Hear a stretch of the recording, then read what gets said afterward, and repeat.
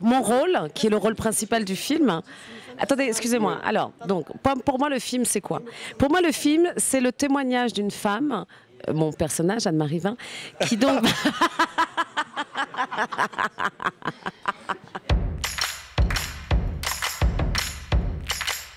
Vous parlez de vos amis dans le livre. Vous leur avez fait dire avant? Pas encore, mais ça va leur plaire. Enfin, s'ils se reconnaissent. Oh, je me souvenais pas de ça. Mais c'est vrai, quoi, on est avec elle. C'est un livre, oui. Je rêve. Lisa, vas-y, tu vas voir. Je suis étouffante, moi. J'en sais rien.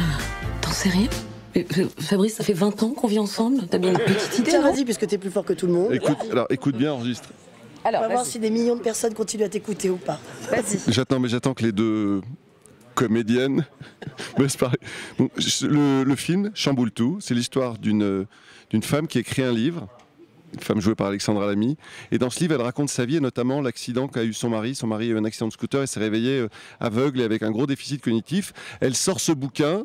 Et dans le bouquin, elle a le malheur de parler aussi de ses amis et des gens de sa famille de manière plutôt benoîte, ça veut dire gentil. Mais eux vont très mal le prendre. Donc en fait, sa vie, elle va être chamboulée deux fois. Une première fois avec l'accident de scooter de son mari, la deuxième fois avec la sortie de son livre. Voilà. Je trouve vachement bien son pitch. Non, franchement. Mais oui. Votre mari, il a eu quoi comme problème? Un accident. Frédéric s'est réveillé aveugle. Je cherche un papier vert. C'est une feuille verte. Voilà. Ça sent le Beaufort. Ah non, c'est la dame qui sent la bouche. Non, mais qu'est-ce qu'il raconte? Ah bah si. On a fait des choses très différentes. Enfin, je veux dire, entre Retour chez ma mère, L'embarras du choix et celui-là, on peut dire que le prophète, c'était très... Attrape-moi si tu peux, enfin tout ça, je veux dire, c'était très différent. Non, on a fait des films très différents, et moi j'ai des propositions de rôle, parce qu'il y aurait ça aussi qui m'aurait peut-être un peu freiné, c'est si à chaque fois ils me proposaient le même genre de rôle. Voilà, alors que là on a quand même 3 films très différents et 3 personnages complètement différents. Après, celui-là, normalement on ne devait pas le faire ensemble. On s'était dit non. Oui, parce qu'on avait, quoi qu'il arrive, la suite de Retour chez ma mère, et on s'est dit on va pas faire 4 films de suite ensemble. Et c'est en voyant l'année dernière au Festival de l'Alpe d'Huez, Tout le monde debout, le film de Franck Dubosc, où c'est que moi j'ai vu Alex, qui était, bon, comme d'habitude, super et assez bouleversante, et tout le monde, parce qu'il y a beaucoup de professionnels de la profession à l'Alpe d'Huez, me dit ah, c'est génial, tu l'apprends alors pour Chamboule tout. Ça devenait une évidence. Et Alex a été extrêmement sympathique, puisqu'elle m'a donné une réponse assez rapide. Mais aussi, là où Alex a eu raison, c'est que le rôle qu'elle a n'est pas le rôle le plus comique. Et c'est peut-être elle est fondatrice dans le film. Elle est totalement indispensable. Et je dois dire, je me suis surtout appuyé sur quelque chose que j'adore chez Alex, c'est cette espèce de vérité et le fait qu'elle a, enfin moi je suis complètement en empathie avec elle. Il y a parfois des comédiens ou des comédiennes où on est un peu moins, on a du mal à être avec eux. Mais comme Alex a quelque chose d'extrêmement vrai, c'est qu'on est, mais parce que même la méchante Anne-Marie Vin, à la fin du film, mais je te jure, quand elle reprend la parole pendant le dîner, elle est bouleversante. Oui, parce qu'elle est sincère. Elle est très sincère. Elle se rend compte qu'elle est allée trop loin, à quel point elle s'est auto-centrée et à quel point, du coup, elle lui a fait du mal, quoi, à ne voir que des petits trucs qui n'ont aucun intérêt et d'occulter totalement le témoignage de sa meilleure amie. Donc là, elle se dit, mais ouais, je suis une saloperie, je suis méchante, je suis conne, pardon.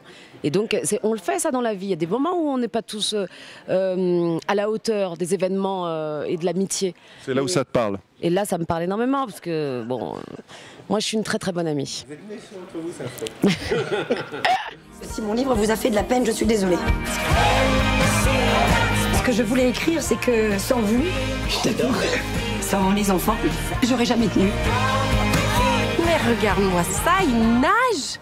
Bah, il est pas manchot, il est aveugle. Mais de toute façon, si jamais dans votre famille on écrit un bouquin, c'est exactement ce qui se passe, c'est-à-dire qu'ils lisent le bouquin et avant de penser au témoignage de leur amie Béatrice qui a quand même vécu quelque chose de très très lourd et qui s'en sort avec quand même vachement de panache et de force, et ils se regardent eux, c'est ce qu'on fait tous. Ouais. C'est-à-dire que quand il y a une photo de groupe d'un mariage, le premier truc qu'on fait, c'est on se regarde soi, alors que je suis pas la mariée, mais moi je vais le faire, je vais me regarder moi et je vais faire oh bah non merde, ils ont choisi la mauvaise photo. Alors que c'est les mariés l'important, c'est pas la meuf qui est derrière, c'est ça, mais ouais. Donc, et là, ce qu'elle fait, Nadia, c'est ça. C'est-à-dire qu'au lieu de lire le livre d'une de ses meilleures amies et de se dire, dis donc, d'abord, enfin, c'est impressionnant quand même une amie qui écrit un livre sur un témoignage comme celui-ci. Déjà, alors, avant d'avoir un témoignage bienveillant, elle regarde les petits trucs et elle se reconnaît pas et elle se dit ah bah d'accord, ah bah super, ah bah merci. Alors moi j'ai été là tout ce temps et c'est ça qu'elle retient de moi, c'est dégueulasse. Eh, c'est moi qui le fais, hein, c'est moi qui le fais. Hein. Oui, je te dirai. Maintenant? Non, je te dis. Ok, Jean-Luc, quand tu le sens. Maintenant! Non, attends! Je pense que le fait d'être évoqué dans un vrai livre, c'est Gutenberg qui parle. C'est-à-dire que avec le net, c'est vrai que tu en as sur Facebook, tu as plein de petites réflexions, machin, c'est pas agréable, mais c'est moins grave. Mais là, le livre, c'est quand même un objet, tu vois. C'est écrit, on se dit, ça va rester là pour 100 ans. Ouais, c'est ça. C'est ça qui est très drôle. Oui.